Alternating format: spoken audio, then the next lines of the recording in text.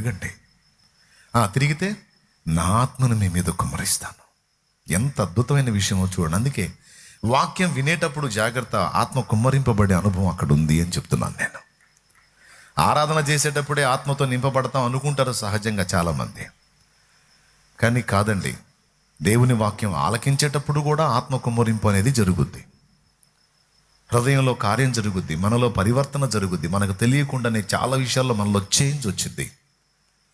ఇది only worship టైంలోనే కాదు, ఇది వాక్యాన్ని వినే టైంలో కూడా. సింపుల్. అపోస్తల కార్యం 10వ అధ్యాయం 39వ వచనం చూడు ఒకసారి.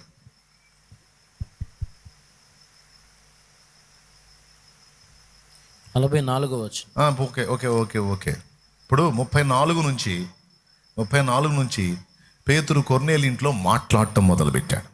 ఏమని? దేవుడు పక్షపాతి కాడని నిజముగా గ్రహించి ఉన్నాను. ప్రతి జనములోనూ ఆయనకు భయపడి నీతిగా నడుచుకుని వానిని ఆయన అంగీకరించును అని ఇక వాక్యం మాట్లాడటం మొదలుపెట్టాడు. ఇక 34 నుంచి 44 10 వచనాలు ఆయన ఏం చెప్పాడో ఉంది. అలా ఆయన మాట్లాడుచూ ఉండగా చదువునానా ఇప్పుడు. పేతురు ఈ మాటలు ఇంకా చెప్పుచుండగా అతని బోధ విన్నవారందరి మీదకి పరిశుద్ధాత్మ దిగెను. అద్దుగో, ఆలకించుడి, నా ఆత్మను మీ మీద కుమ్మరిస్తాను. ఎంత క్లియర్గా ఉందో చూడు. ఇక్కడ ఈ వచనం, అక్కడ ఆ వచనం. అవునా?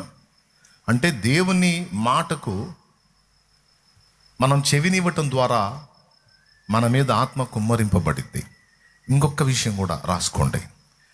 దేవుని మాటకు మనం ఏ స్థాయిలో విధేయత చూపుతామో ఆ స్థాయిలో దేవుని ఆత్మ మన మీద కుమ్మరించబడటం జరిగింది. వినటమే కాదు, నువ్వు ఎంతగా దేవుని మాటలకు లోబడతా ఉంటావో అంతగా దేవుని ఆత్మ నీకు తోడై ఉండి ఆయన శక్తి కూడా నిన్ను కమ్ముకోవటం జరిగింది. నేను చెప్పాలా? అక్కడ ఉంది. దేవుడు తనకు విధేయులైన వారందరికీ అనుగ్రహించు పరిశుద్ధాత్మయు దీనికి సాక్షులం. అపోస్తల కార్యం 4లోనే ఇందుకు మేమునో దేవుడు తనకు విధేయులైన వారందరికీ అనుగ్రహించిన పరిశుద్ధాత్మయు సాక్షులము. అంటే వినటం ద్వారా ఆత్మ కుమ్మరింపబడిద్ది, విధేయత చూపుట ద్వారా కూడా పరిశుద్ధాత్మ అనుగ్రహించబడతాడు. దేవుని మాటలు వినటం, ఆ విన్న మాటల్ని తీవ్రంగా తీసుకొని నడవటం ద్వారా ఆత్మ కుమ్మరింపబడటం, ఇంకా అదనపు శక్తిని మనం పొందుకోవటం, ఇంకా ఫలభరితంగా మన జీవితాలు మారటం అనే ప్రక్రియ ఖచ్చితంగా జరిగిద్ది. ఇది నా సొంత మాటలు కాదు, ప్రతిదీ మీకు రెఫరెన్స్ కోట్ చేశాను. 2 చేతులు ఎత్తి స్తోత్రం